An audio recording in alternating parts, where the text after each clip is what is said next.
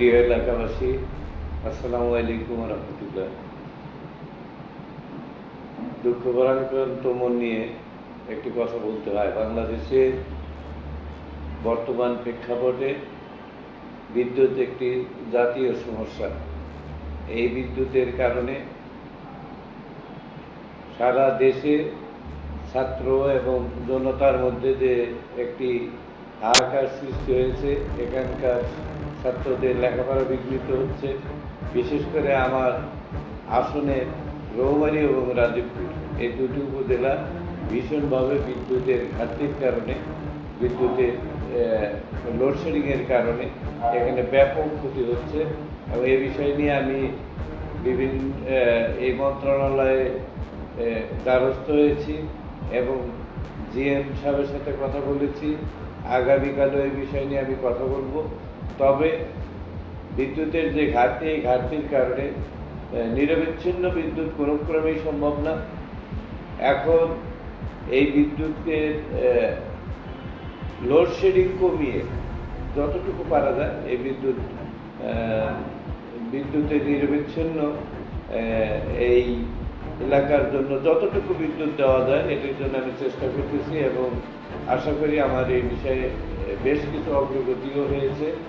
আশা করতেছি আগামী দিনে ঝড় বৃষ্টির কবলিত যদি আমরা না হই। আমি আজকে জিএম সাহেবের সাথে কথা বলেছি, উনি আশ্বস্ত করলেন যে গতকালকে মোটামুটি আমরা ঠিক করেছিলাম, কিন্তু ঝড়ো হওয়ার কারণে আবার সেই লাইনগুলিতে সমস্যা হয়েছে।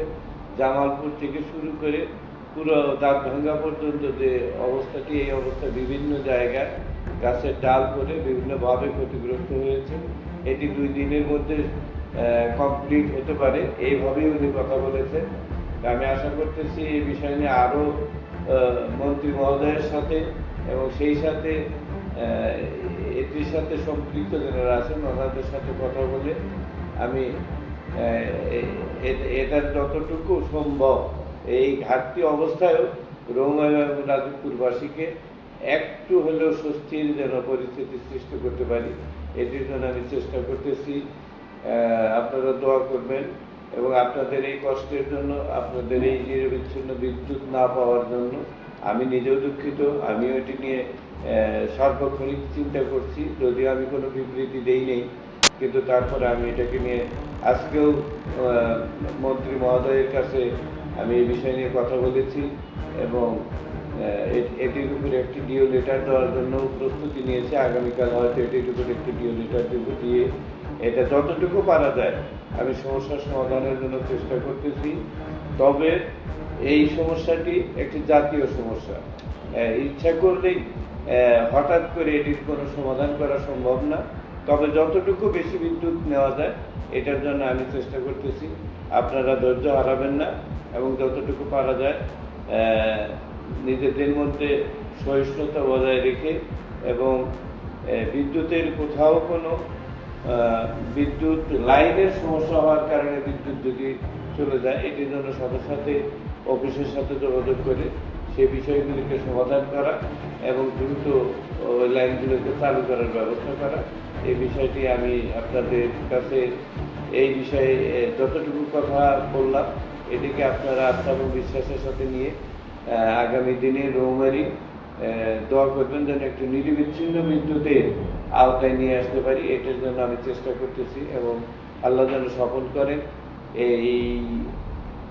এই দোয়া চেয়ে এবং আপনাদের সকলকে ধন্যবাদ দিয়ে আমি আমার কথা শেষ করছি। আসসালামু আলাইকুম রহমতুল্লাহ। আপনি কি কিছু প্রিন্ট করাতে চান? প্রিন্টস এন্ড কর্পোরেশন আপনার সব প্রিন্টিং সমাধান নিয়ে এসেছে। মগ, পানির বোতল, টি-শার্ট, টাইলস, ফটো ফ্রেম, আমরা সবকিছু প্রিন্ট করি আপনার পছন্দের ডিজাইন, আপনার স্টাইলে। প্রিন্টস এন্ড কর্পোরেশন, আপনার প্রিন্টিং সলিউশন, সব সময় আপনার পাশে।